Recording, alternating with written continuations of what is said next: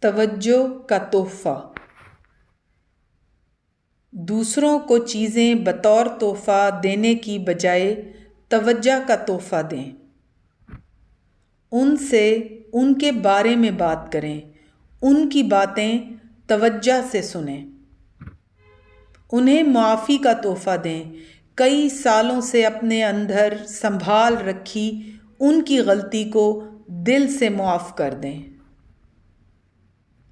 دل کی صفائی سے نہ صرف اسے بلکہ اس سے جڑے سب دلوں کو سکون ملتا ہے۔ اسی طرح اگر کوئی آپ سے پوچھے کہ تحفے میں کیا چاہیے تو کہیں، میں جیسا ہوں مجھے ویسا ہی قبول کر لو، یہ تمہاری طرف سے میرے لیے بہترین تحفہ ہوگا۔